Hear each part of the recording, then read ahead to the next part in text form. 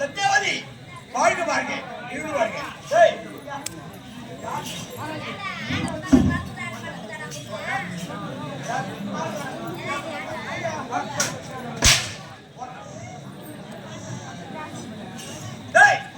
கடவுள் மனைக்குள் 1000 இருக்கும். உங்க குடும்பம் எங்க மகனை பத்தி சில விஷயம் பேச போறோம். சத்யா என்னங்க அது என்னமா தெரியல. இன்னைக்கு உன்னை பார்த்தது என் மன உண்மையை நாடுகிறது. சத்யா என்ன சொல்றீங்க? உன் அலங்கார குரல் அப்படியா? சிங்கார இடை ஐயோ உருவம் வேண்டாங்க. பத்திர மாற்றி பசு மண்ணு வீடு ஆகாது உங்களுக்கு. என்ன சொல்றீங்க? அது மட்டுமா கதையிலே வருவது நாதம், இங்கே காண்பர் மனதுக்கெல்லாம் வேதம். வேதமா? நான் பண்பினை ஓதும், நான் கூறும் சில வார்த்தைகள் உனக்கு அது போதும். அப்படியா? காதலுக்கு கோபமா, காலையிற்கு சாபமா, சாபமா, பெண்ணென்றால் மோகமா, தேடுவதால் லாபமா, மூத்தோர் சொன்ன வேதமா, முக்கடியின் சாரமா. அப்படிங்களாங்க? நாடகமே தானம்மா, கொஞ்சம் கேளம்மா. சத்யாவதி என்னங்க? பொண்ணு இழிவீசுவர் புதுடு வளத்திலே. அப்படியா? காற்றாரை செவித்து கற்கையை சொல்லுவர் காற்று எத்தனை தெம்மாக்கு வாங்கி தேனை பருகுவார் வன்று நிங்காரும் வண்டுக்கு விசை பூக்களிலே பண்பாடு கவிதை ஏற்றிலே அமைந்தால் போல் இருக்கின்ற இந்த நாட்டிலே உன்னை என்னவென்று பொருவென்று கொண்டுவே புரியும். அப்படிங்களா? உன்னை முத்தாயிடும் வேலையிலே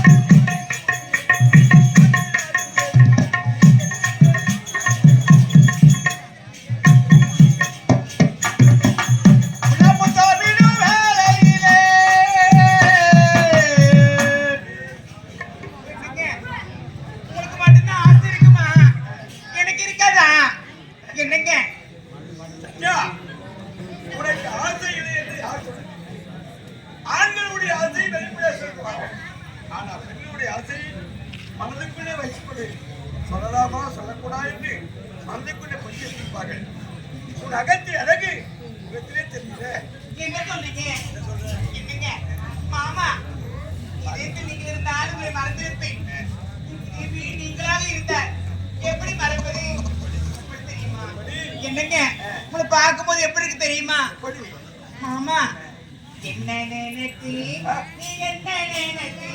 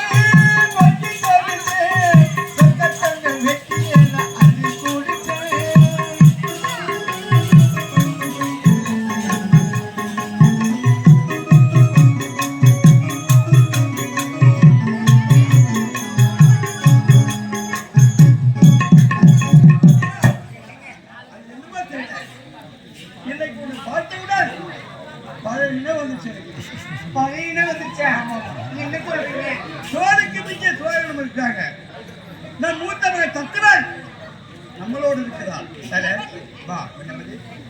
மூத்த மகன் தத்துவன் நம்மோடு இருக்கிறார். இளைய மகன் உத்தமன் அயல்நாடு சென்றிருக்கிறார். நம்முடைய மகள் முத்தழகி பாடசாலையை படித்துக் கொண்டிருக்கிறார். சரி, உன் எதற்காக அழைத்தே தெரியுமா? எதற்காக? சொல்ல வந்ததே மறந்து விட்டேன். தோளுக்கு மிக தோழரும் பிள்ளைகள் மறந்து விட்டார்கள். ஆகையால் நம்முடைய மகள் மூத்த மகள் தாய்க்கு தலைமகள், தமிழுக்கு முதல் மகள், மூத்த மகள் அல்லவா? ஆகையால் நமக்கும் வயது கடந்துவிட்டது. அதனால் இந்த நாட்டின் பொறுப்பை மகள்கிட்ட ஒப்படைத்துவிட்டு நாம் இருவரும் ஓய்வு பெறலாம். நீங்களே சொன்ன பிறகு நான் மறுக்கவா போறேன்? அப்படியா? உங்களோட வாக்குதான் டேய்! எனக்கு வேத வாக்குங்க. டேய், அமைச்சர் விசைக்கூடிய நான் அடுத்ததாக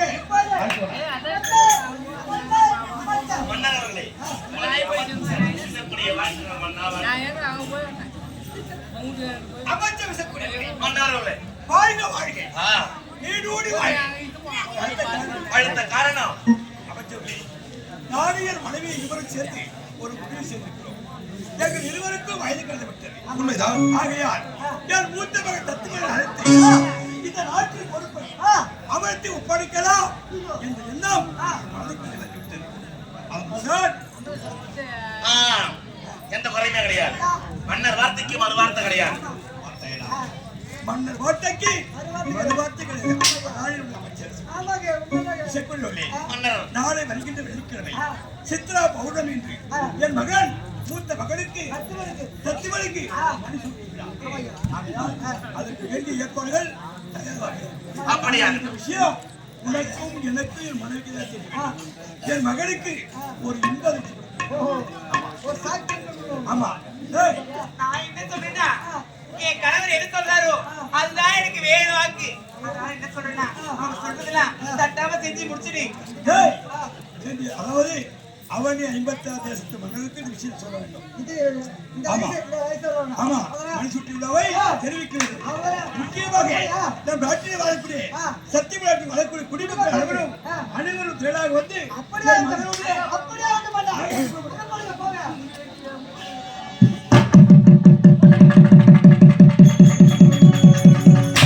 அதே மதிக்கட்ட மன்னா, அதே கேட்டு வாயா. எவ்வளவு ஆணவம் இருந்தா என் நாட்டை நானே ஆள வேண்டும் என்ற பல நாளாக வளப்பட்டுட்டேன். இந்த வாரம் அனைத்துமே மண்கோட்டையாக போய்விட்டது. முன்னால் போகட்டும். இப்ப தனமணி மட்டும் சொல்லிட்டா இருந்தாலும் இந்த நாட்டை ஆள போவாது எந்த அரசு போயிட்டான். இந்த வாரம் இப்போது என்ன சொல்ல வேண்டும்? சத்துவனை பார்க்க வேண்டும். ஓடி வா.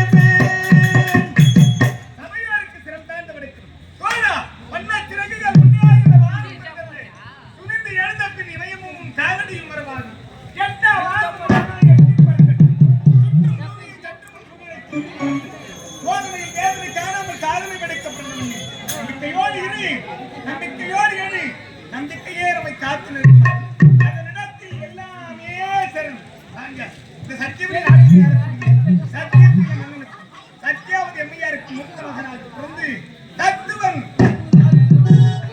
என்ற வீரோடு வீரம் சிறப்படும் கொட்டனை தூரும் மணற்கேணி மாந்தற்கு கற்றனை தூரும் அருவி என்பார்கள்.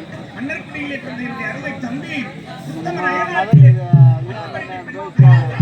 என்னுடைய அருமை தங்கை உள்நாட்டிலே படிக்கிறார். இருந்தாலும் தாய் தந்தையை சந்திக்க வேண்டும். அதற்கு முன்பாக ஆடி படிக்கின்ற செல்ல வேண்டும் அல்லவா?